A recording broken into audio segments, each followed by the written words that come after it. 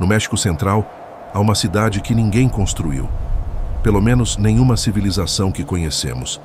Teotihuacan. Quando os astecas chegaram ao Vale do México no século XIII, a cidade já estava lá, abandonada, silenciosa, mas intacta. Os astecas não sabiam quem a tinha construído. Perguntaram aos povos locais. Ninguém sabia. Então concluíram a única explicação que fazia sentido para eles. Foram os deuses, e deram à cidade o nome que ainda usamos hoje. Teotihuacan, o lugar onde os homens se tornaram deuses. A maior cidade do mundo ocidental no seu auge, com uma população de 150 mil a 200 mil pessoas, com pirâmides que rivalizam com as do Egito, com um sistema de planeamento urbano que a engenharia moderna ainda estuda, e sem um único governante identificado, sem estátuas de reis, sem inscrições glorificando um líder, sem tumbas reais encontradas. Quem governava Teotihuacan? E quem a construiu, antes de todos os povos que depois a habitaram? Teotihuacan foi construída por volta do século I depois de Cristo, e no seu auge, entre 400 e 600 depois de Cristo, era a sexta maior cidade do mundo. Maior que Roma naquele período, maior que qualquer cidade das Américas por mais de 1000 anos. Os números. A Pirâmide do Sol tem 65 metros de altura e base de 225 metros por lado. A base é quase idêntica à da Grande Pirâmide de Gizé, com diferença de menos de 1%. Não é coincidência de engenharia, é uma escolha deliberada. A Pirâmide da Lua tem 43 metros de altura, e quando vista da Avenida dos Mortos, parece ter exatamente a mesma altura da Pirâmide do Sol. É uma ilusão de perspectiva calculada com precisão milimétrica. Alguém sabia exatamente o que estava a fazer. A Avenida dos Mortos, a rua principal da cidade, tem quase 5 quilômetros de comprimento. Alinhada com o ponto de nascimento das Pleiades no horizonte, um conjunto de estrelas sagrado para muitas culturas antigas do mundo inteiro. Os alinhamentos impossíveis. A Pirâmide do Sol está alinhada com o ponto exato onde o Sol se põe durante o solstício de verão. 2 vezes por ano, em maio e agosto, o Sol nasce diretamente na frente da pirâmide, criando um efeito visual específico que só pode ser visto de um ponto exato da Avenida dos Mortos. Isso exigiu observações astronômicas durante décadas, talvez séculos, e planificação urbana que começou com os alinhamentos astronômicos e construiu a cidade à volta deles, não o contrário. O sistema de água.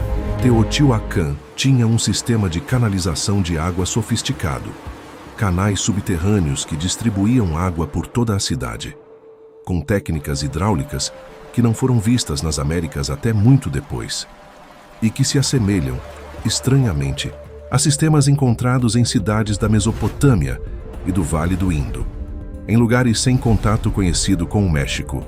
A mica no subsolo. Em 1906, durante escavações, encontraram grandes placas de mica enterradas no subsolo da cidade. A mica mais próxima vem do Brasil, a 3.000 quilômetros de distância. A mica não tem função decorativa óbvia, mas tem uma propriedade específica. É um excelente isolante elétrico e térmico. É usada hoje em tecnologia de semicondutores e equipamentos eletrônicos de alta precisão. Por que uma cidade antiga de 2.000 anos precisava de toneladas de isolante elétrico no seu subsolo? Ninguém tem uma resposta satisfatória, e a academia prefere não fazer a pergunta. Aqui está o que torna Teotihuacan verdadeiramente única. Todas as grandes civilizações antigas que conhecemos têm uma característica em comum: um governante central identificável. O Egito tem faraós, com nomes, rostos, tumbas monumentais. A Suméria tem reis, listados na lista de reis sumérios com datas e genealogias que remontam a antes do dilúvio. Roma tem imperadores, com moedas, estátuas, inscrições em cada edifício público. Os maias têm governantes, documentados em relevos e hieróglifos com datas precisas. Os astecas têm Tlatoani, líderes cujos nomes e feitos foram registrados meticulosamente. Teotihuacan não tem nada disso. O que não encontramos Nenhuma estátua de governante identificado em toda a cidade. Nenhuma inscrição glorificando um líder específico. Nenhuma tumba real comparável às de outras civilizações do mesmo período. Nenhum sistema de escrita desenvolvido que permita identificar nomes de líderes. Em mais de um século de escavações, nenhum arqueólogo encontrou o equivalente a um faraó de Teotihuacan. O que encontramos em vez disso? Arte que retrata figuras coletivas, processões, rituais comunitários, forças da natureza. Não heróis individuais. Não reis conquistadores. Uma organização urbana que sugere planificação centralizada extraordinária, mas sem o centro visível. Apartamentos comunitários bem construídos, não palácios de elite separados do povo. Como se a cidade tivesse sido concebida para uma população, não para glorificar um governante. A teoria da teocracia. Alguns arqueólogos propõem que Teotihuacan era governada por uma classe sacerdotal coletiva, sem rei único, com um poder partilhado entre os guardiões dos templos. É possível, mas não explica a precisão extraordinária da planificação urbana, nem a escala da construção, nem o conhecimento astronômico avançado. Uma classe sacerdotal teria deixado registros, teria glorificado os seus deuses com nomes e faces específicas. Teotihuacan não tem isso. Tem estruturas, tem alinhamentos, tem tecnologia, mas não tem identificação. Como se quem governava não precisasse de ser identificado, porque já era conhecido de uma forma que ia além das inscrições em pedra. Os astecas eram povos que entendiam muito bem o poder e a autoridade. Construíram o seu próprio império sobre dominação e tributo. E quando chegaram a Teotihuacan, recuaram. Foram lá em peregrinação, em silêncio, em reverência. Como se a cidade fosse sagrada de uma forma que ultrapassava a política. Como se quem a tinha construído fosse de uma ordem diferente da dos humanos comuns. Há uma comparação que os arqueólogos convencionais resistem a fazer, mas que é difícil de ignorar. As pirâmides. A pirâmide do Sol de Teotihuacan e a grande pirâmide de Gizé têm bases quase idênticas. Ambas estão orientadas com os pontos cardeais. Ambas têm câmaras internas com funções que ainda não compreendemos completamente. Ambas foram construídas por civilizações que supostamente não tinham contato entre si. Os alinhamentos de Orion. Robert Bauval demonstrou que as 3 pirâmides de Gizé se alinham com as 3 estrelas do cinturão de Orion, como apareciam em 10.500 a.C. Pesquisadores que estudaram Teotihuacan identificaram alinhamentos similares com constelações específicas. A mesma obsessão astronômica, em 2 continentes diferentes. A serpente. No Egito, a serpente divina no capacete do faraó.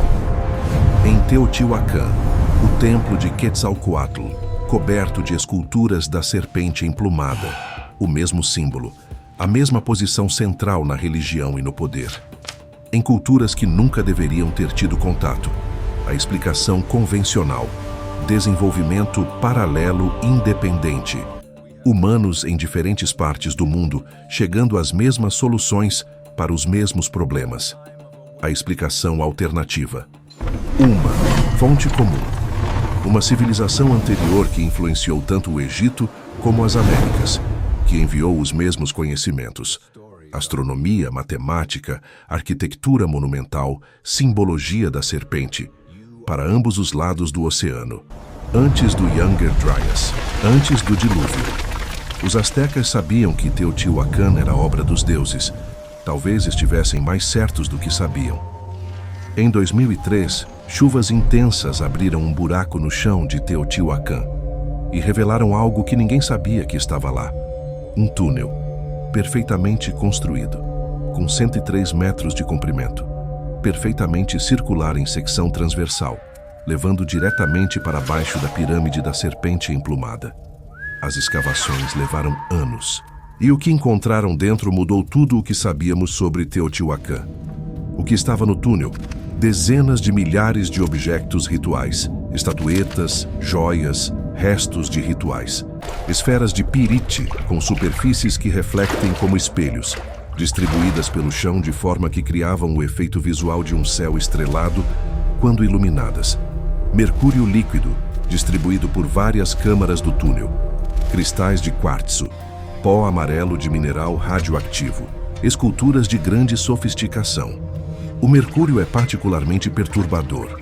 Mercúrio líquido foi encontrado também em tumbas reais da Mesoamérica e, noutra ligação impossível, em contextos arqueológicos na China antiga. E há referências a Mercúrio em textos védicos indianos sobre aeronaves míticas chamadas Vimanas. Em culturas sem contato, o mesmo material, nos mesmos contextos rituais e tecnológicos. O que o túnel não tinha: nenhuma tumba de governante, nenhum sarcófago, nenhuma múmia, nenhuma câmara funerária. O túnel parece ter sido construído não para enterrar alguém, mas para outro propósito. Um propósito que ainda não compreendemos. Teotihuacan foi construída por alguém.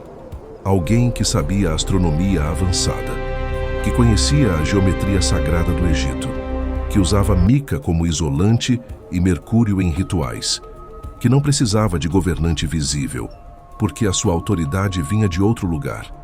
Os astecas chamaram-lhe o lugar onde os homens se tornaram deuses. Talvez não fossem os homens que se tornavam deuses. Talvez fossem os deuses que se tornavam homens. E depois de construírem o que precisavam de construir, partiram, como sempre partem. Em breve, o documentário completo. Olmecas, Maias, Teotihuacan, tudo ligado numa única narrativa, com conteúdo exclusivo que não apareceu em nenhum dos episódios. Se inscreva para não perder.